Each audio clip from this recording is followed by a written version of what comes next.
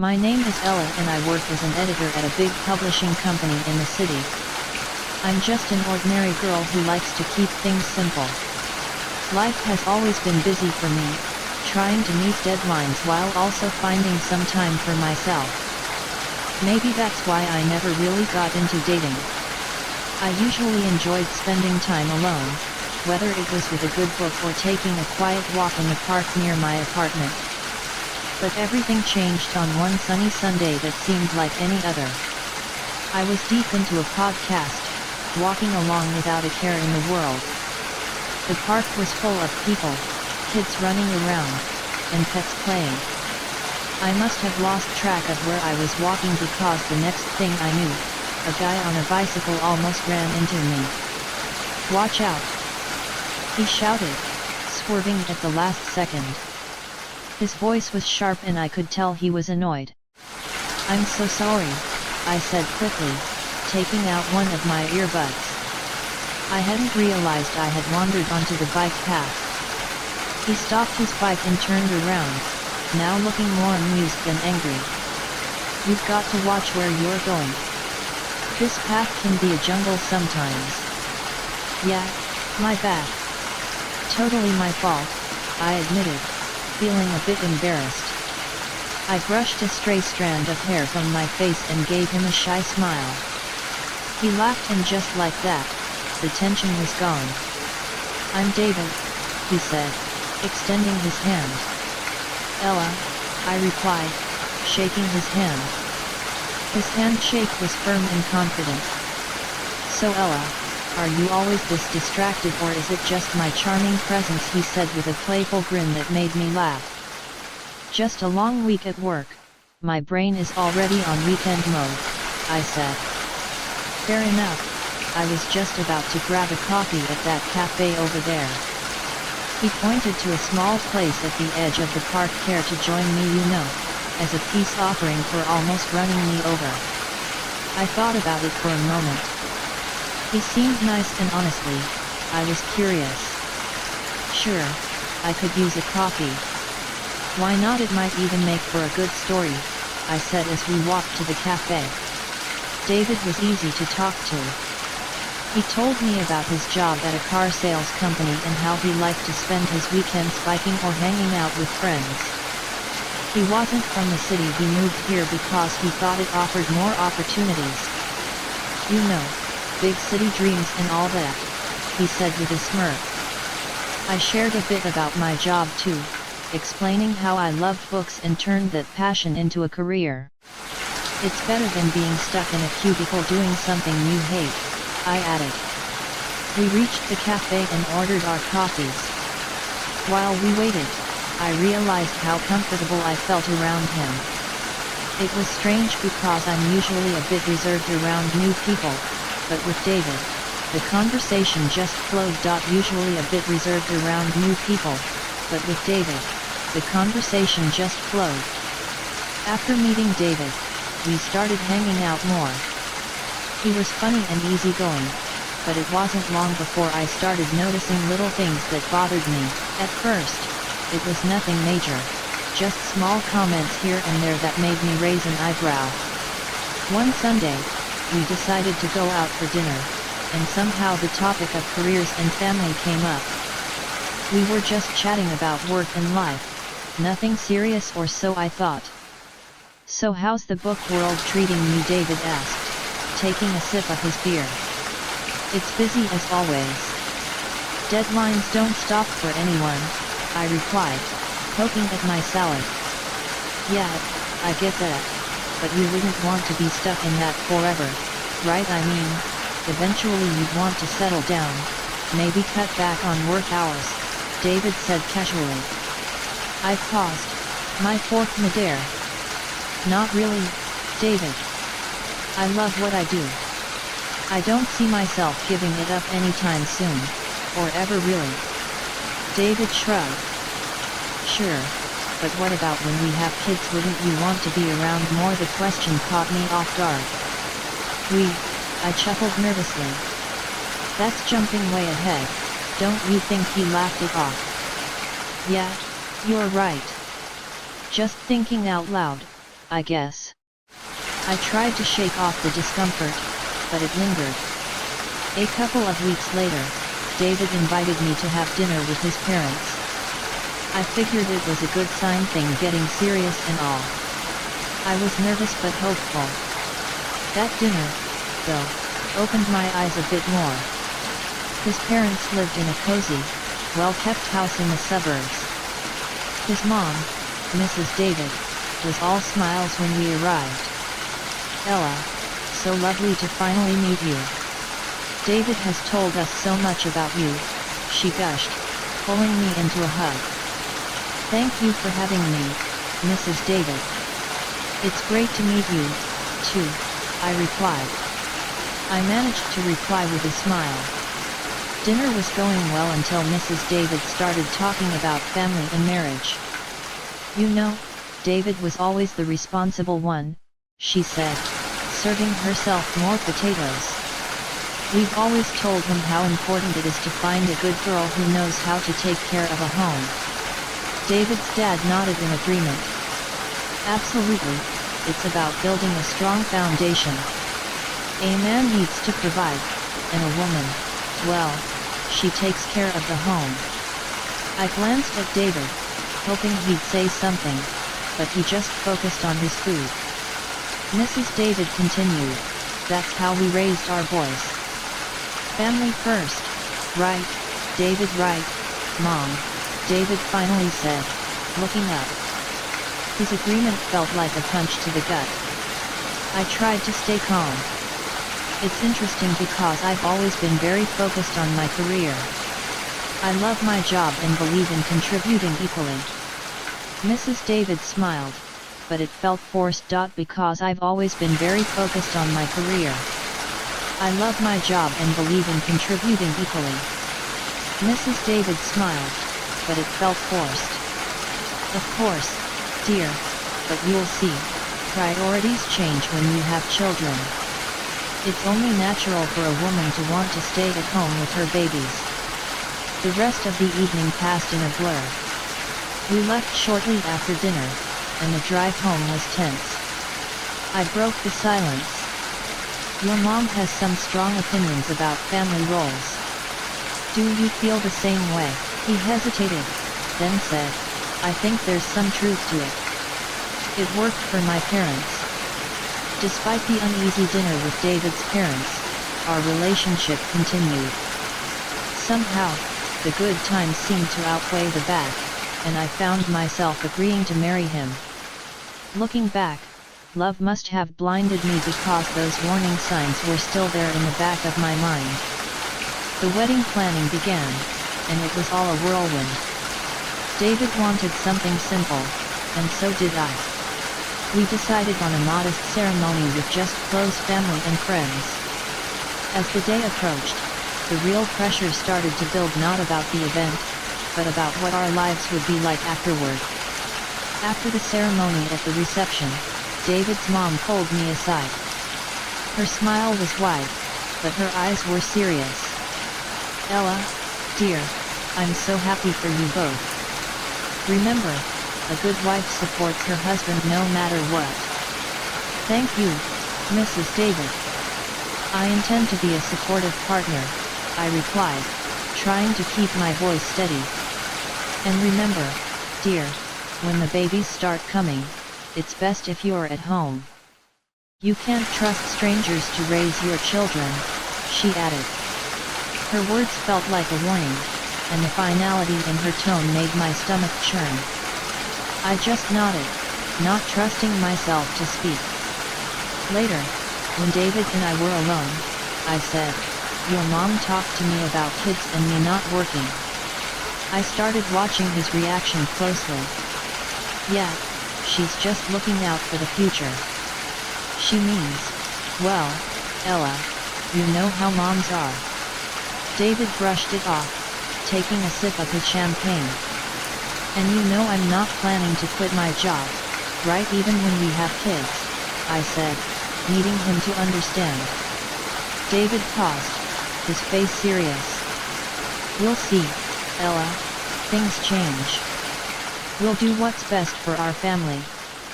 After our wedding, David suggested we move to a larger apartment closer to his work at the car sales company. The place was nice, bigger than our old one, but it was right next door to his parents' house. I had my doubts about why he chose this particular spot, but I agreed, hoping for the best. Once we settled in, the reality of our new life together began to show. David started bringing up his idea of a traditional family, more often where he would be the breadwinner, and I would handle the household and, eventually, the kids. One evening, we sat down with our finances spread across the dining table, a mess of bills and bills. We sat down with our finances spread across the dining table, a mess of bills and budgets under the dim light. I tried to show him how keeping both our jobs was better, especially with the economy being unstable. Look at these numbers, David. With both incomes, we're not just getting by, we're actually saving. It doesn't make sense for me to quit my job, I said, pointing at the spreadsheet. David shook his head, pushing the papers away slightly. It's not just about the money, Ella. It's about having a real family life, you know, like my parents had. I sighed, feeling frustrated. But it's not the past, David. Things are different now. We both need to contribute. He didn't seem convinced, and the discussion ended with a heavy silence. The situation got more complicated with his mother, Mrs. David, living so close. She dropped by often, unannounced, each visit with a new critique about how I was managing our home.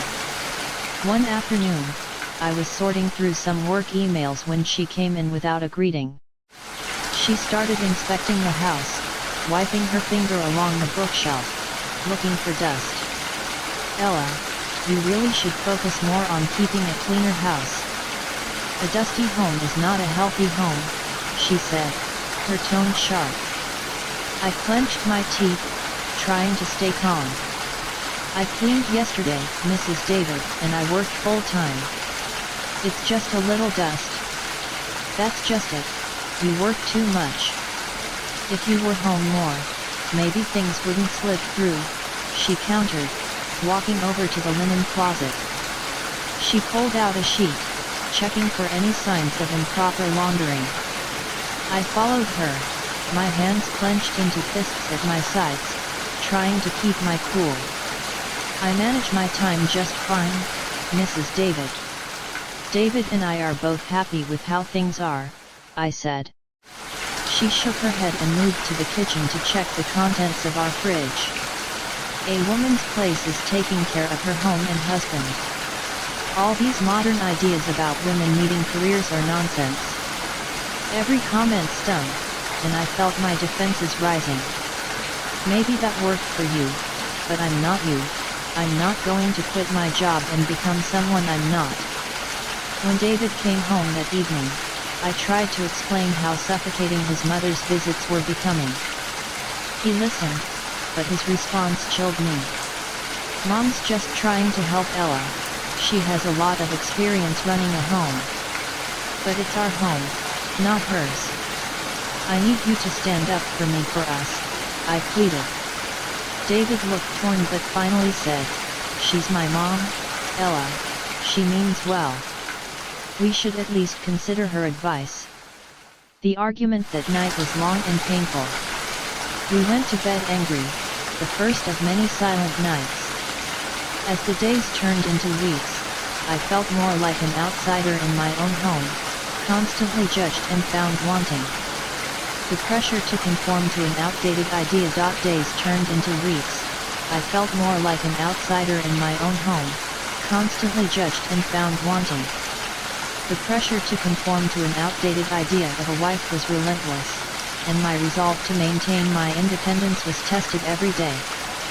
As the months passed, David's complaints about me not doing enough at home started to increase.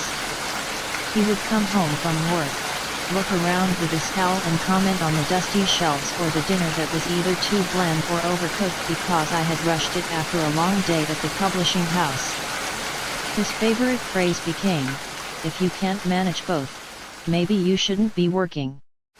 One evening, after a particularly harsh critique of some slightly undercooked pasta, David let it drop. Ella, I'm serious, if you can't meet me halfway and take care of the house properly, maybe we should rethink this whole arrangement, he said, implying that a divorce was on the table.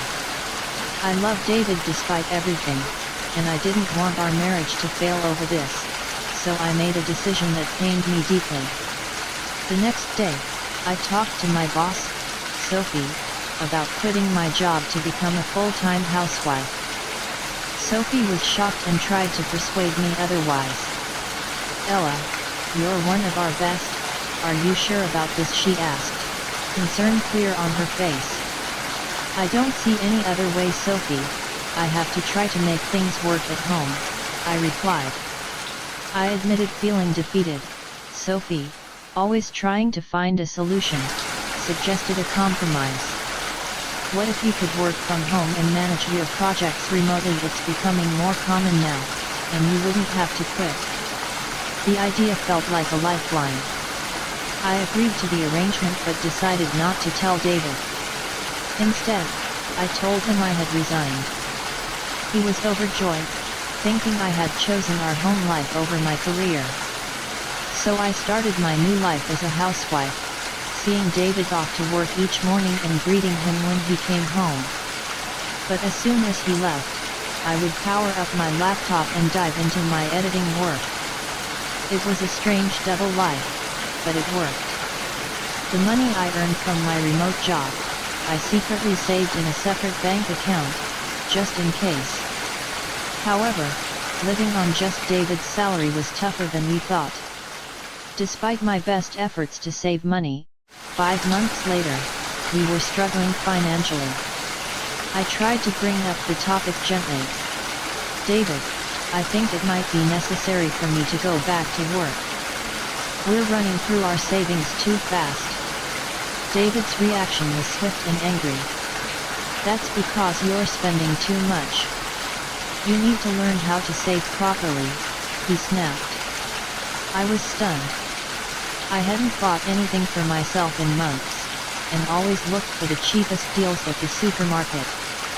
His words hurt deeply, and I felt a mix of anger and humiliation. The next day, his mother came over with the intention of teaching me how to budget. She dragged me to the store and pointed out the cheapest options. How to budget. She dragged me to the store and pointed out the cheapest, often lowest quality products. Buy these, Ella.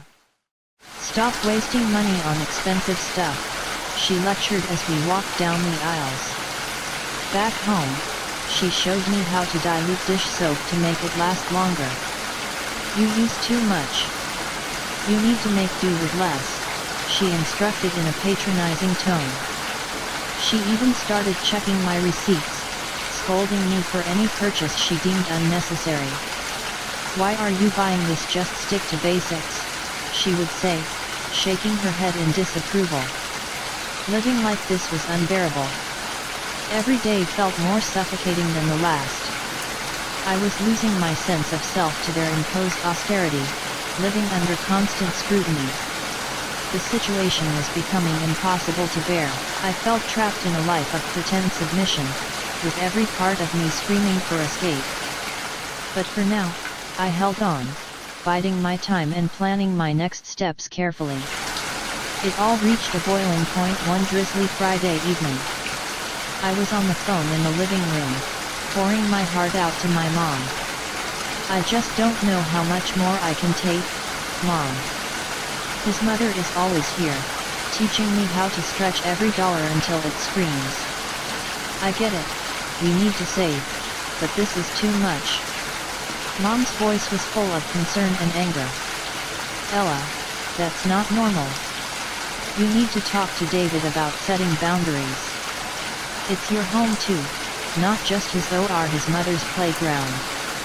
I nodded, feeling a bit stronger with my mom's support, but just as I was starting to feel better, David stormed in from the other room, his face red with anger. He must have heard me complaining. He snatched the phone right out of my hand. A wife shouldn't be complaining about her husband and mother-in-law like some street gossip. He snapped into the phone before hanging up. I was shocked, my hand shaking slightly. David, you can't just grab my phone and talk to my mom like that. Oh, I can't. Maybe if you had some respect for us, I wouldn't have to, he retorted, his voice rising. I could see the veins in his neck bulging. David, listen to yourself. Can't you see this isn't healthy? I pleaded, hoping to reach some part of him that remembered what love felt like, but he was beyond reason. Healthy? My mom was right. I should never have married you, he spat out, his words cutting deeper than I expected. That's enough, David. I'm your wife, not some puppet you and your mom can control. I shot back, my anger flaring. Then act like it, or leave, he shouted, his face inches from mine. I stared at him, disbelief and sadness warring inside me. You want me to leave at 6 a.m. It's dark and pouring rain outside. If you don't like how things are, then yes, get out, he replied coldly, his eyes unyielding. It's dark and pouring rain outside. If you don't like how things are, then yes, get out, he replied coldly, his eyes unyielding. I knew then that nothing I could say would change his mind or the situation. Shaking, I grabbed a few essentials, my laptop, some clothes, and my phone. When I reached for my purse, David was quicker, snatching it away. You think you're leaving with this? I earned this money, not you. Fine, keep it, I said, my voice hollow. I couldn't believe this was happening. I called a taxi and waited by the door, my heart pounding. The taxi pulled up, and I stepped out into the cold night air, drenched by the rain. As I climbed into the car, a strange calm settled over me. I was doing this, I was leaving. Later, at the hotel, as I lay in the unfamiliar bed, I felt a mix of emotions. I felt a wave of relief amidst all the chaos. Despite everything, I hadn't quit my job, and my secret savings account, which David didn't know about, was now my lifeline. As dawn broke, I got up, the weight of my decision heavy on my mind. Today was the day I would take control back. I had an appointment with a lawyer to talk about filing for divorce. It felt surreal, like I was living someone else's life. The lawyer's office was a simple, unremarkable place, tucked between a row of old brick buildings. Inside Mr. Jack, my lawyer, was a straightforward man who didn't waste any time. Let's get down to business, he said as soon as I sat down. You're here to file for divorce, correct? Yes, I confirmed, my voice steadier than I expected. I can't go back to the way things were. Mr. Jack nodded seriously.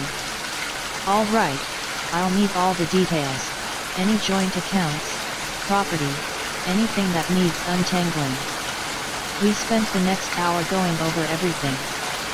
He explained the legal process, what I could expect, and what my rights were. He was thorough, making sure I understood each step before preparing the necessary documents.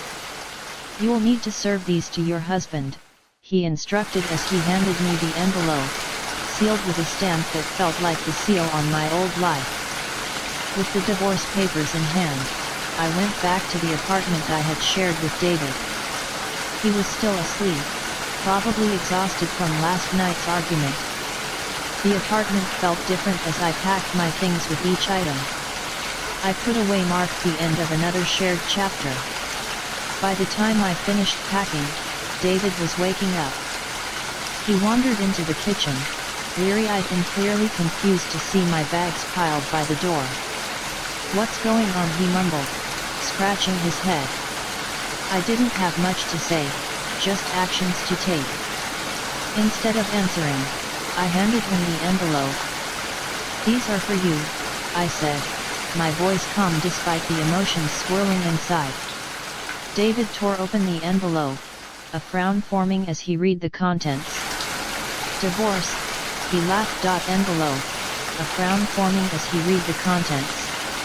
Divorce, he laughed, disbelief in his tone. You think you can just walk out, and everything will be alright? He looked up from the papers, his eyes cold. Come back when you're ready to apologize, and maybe I'll consider taking you back, but remember, you'll have to listen to my mother from now on. The absurdity of his words almost made me laugh, but I held it back. I'm not coming back, David, we're done. As I walked out of that apartment, the air felt different, crisper, almost hopeful. I went straight to the new place I had rented just days before. It was small, but it was mine, a space where I could start fresh. Every step I took felt heavy, but it also felt right. A few weeks after moving in, I was back at the office, fully diving into the whirlwind of publishing deadlines and meetings with authors. Being around my colleagues again, and feeling the familiar rush of an approaching deadline reignited a spark in me that I thought I had lost.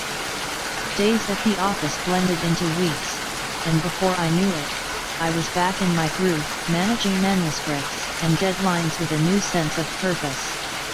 The challenges I had faced in my personal life had given me a fresh perspective, and it felt really good to be back.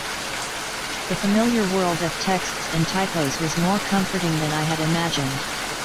During this time, I reconnected with old friends, people who knew me long before David. We met for drinks after work and shared meals on weekends.